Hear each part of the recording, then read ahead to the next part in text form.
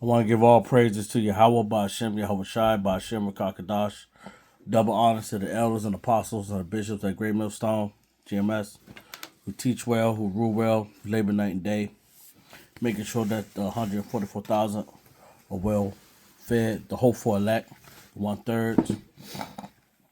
Peace and salutations to all the men that's in Great Millstone, GMS, who out there on the highways and hedges, making videos, getting this word out.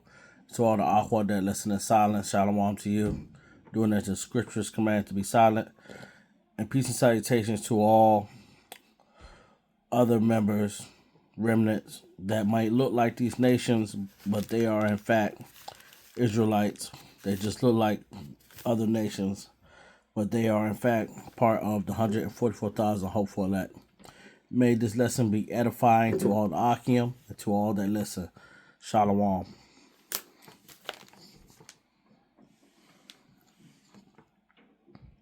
In Saudi Arabia and the UAE by Houthi forces, while dangerous and disruptive, were not hypersonic maneuvering vehicles.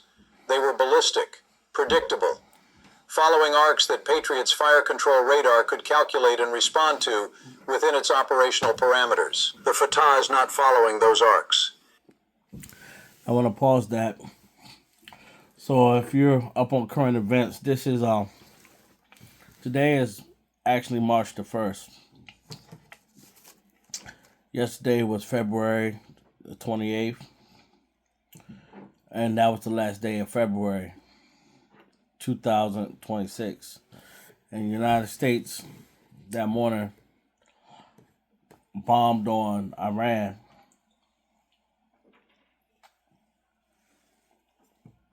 And Iran proceeded to bomb back. Okay?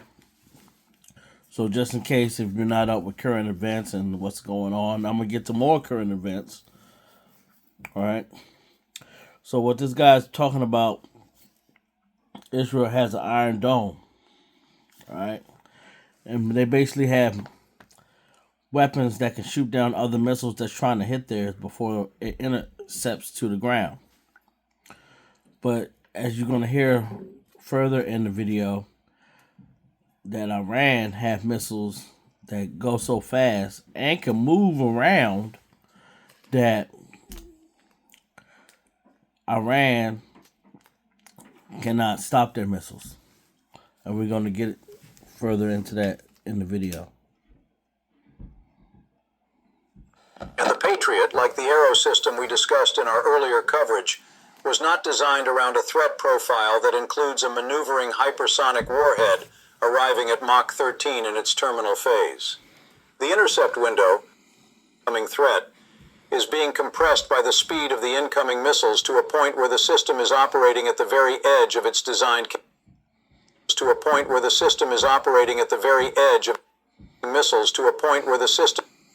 successfully engage an incoming threat is being compressed by the speed of the incoming missiles to a point where the system is operating at the very edge of its designed capability in its terminal phase.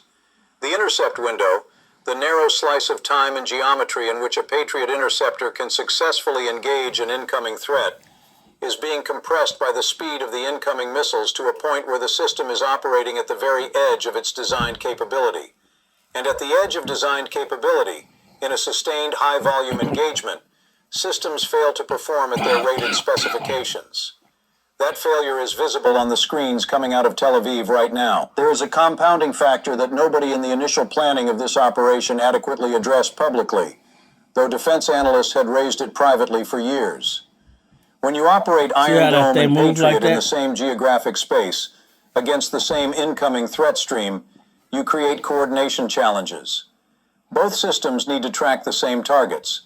Both systems need to deconflict their own interceptor launches to avoid interceptors colliding with each other or interfering with each other's guidance systems. In a low-volume engagement, that coordination is manageable. In a high-volume, sustained, multi-axis attack with hypersonic maneuvering warheads arriving from multiple directions simultaneously, the coordination burden increases exponentially. The second wave is exploiting that coordination burden. Iranian planners understand that two defense systems operating in the same space under saturation conditions will interfere with each other as much as they will complement each other. The cognitive and computational load on Israeli air defense commanders right now, managing two major defense systems simultaneously against a sustained hypersonic threat stream while receiving real-time battle damage reports from a city that is already burning, is... So if you look at this in this video, it said that those missiles were traveling at Mach 13. That's the speed of sound, all right? And they have the formula right here. You might as well say 10,000 miles per hour. Now, the United States have openly said that they have an unmanned, it's unmanned, but you never know what they might have that might be manned, an unmanned jet that could travel at 15 Machs per hour.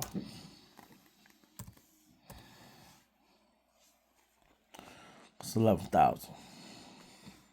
All right? That is fast. And it said that these missiles can maneuver. And as you've seen in the video, made by American military officials for why this conflict was being conducted from a position of strength. Patriot batteries, the PAC-3 variant, the most advanced version in the American arsenal, were specifically designed to defeat ballistic missile threats. They have a strong operational record.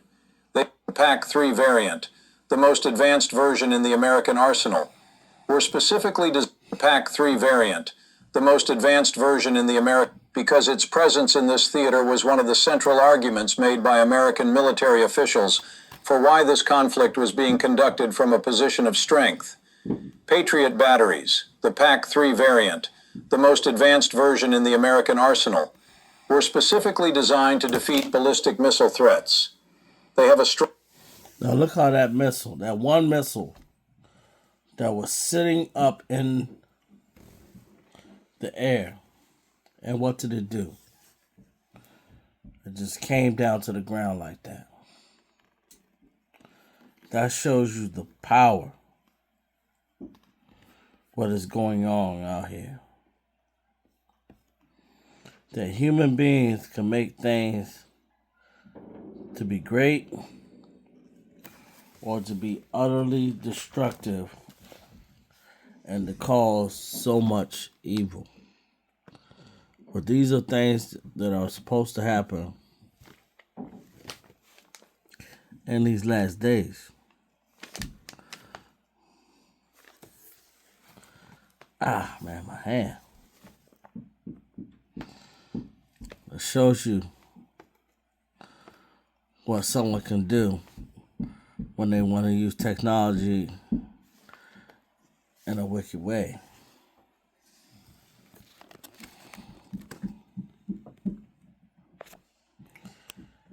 This is Isaiah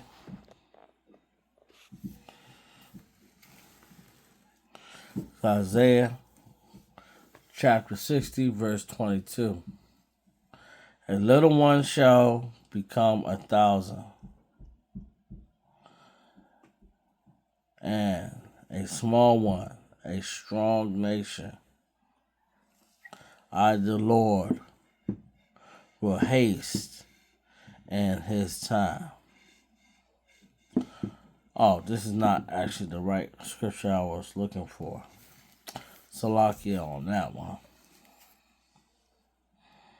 This was for another lesson.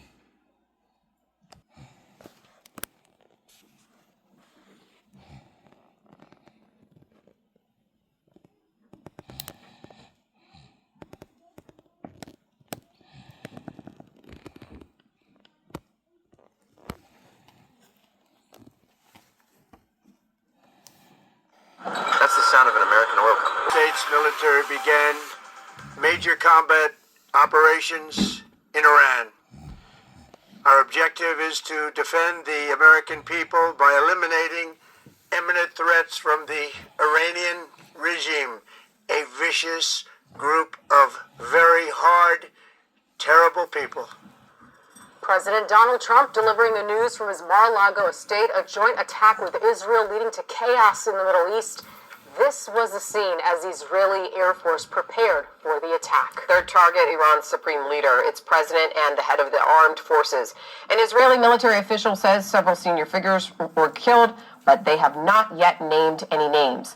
President Trump is calling for a regime change, telling Iranians when the attack is over, rise up and overthrow your government. In response, Iran launched a wave of retaliatory strikes on its military base in Bahrain, seen under a plume of smoke in this video. And from all appearances, this is not a one-and-done mission at all. This could go on for quite some time. And the president with this sobering message that American heroes may lose their lives. President Trump directing it all from his Palm Beach estate, and that's where we... Information from Israeli sources that the Ayatollah is dead. This is breaking news again coming from Israeli sources that the Ayatollah, the supreme leader of Iran, is dead. Again, we're going to go to Jeremy Diamond. Jeremy, the strikes coming this morning that were targeting senior leadership, that's what we knew, targeting senior leadership there in Iran. And now we can say from Israeli sources that the Ayatollah of Iran, the supreme leader, is dead. What more are you learning there in Israel?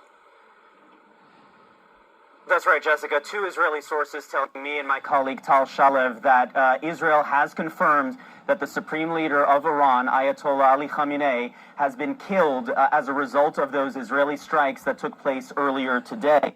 One of these sources saying that Israel actually has photographic evidence of Khamenei showing his dead body. The second source told me that an official announcement is in the works, although it is possible that the Israelis will allow President Trump and the United States to make this announcement officially. But this is enormous breaking news here that the leader is dead. That's what President Donald Trump is saying after the United States launched, quote, major combat operations in Iran overnight.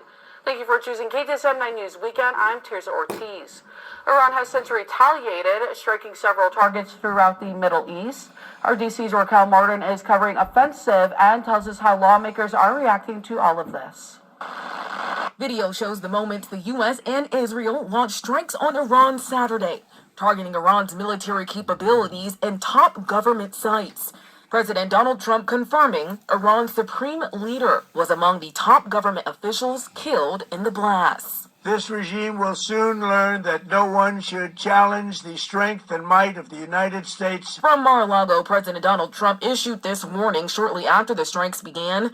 New photos show the war room established at the president's Florida. Them deploying Iranian-inspired kamikaze drones for the first time in combat. It was all part of rare daytime strike taking down senior leaders in Tehran, including its supreme leader, Ayatollah Khamenei. Fox News senior strategic analyst, retired four-star General Jack Keane, joins us now. General, thank you for joining us.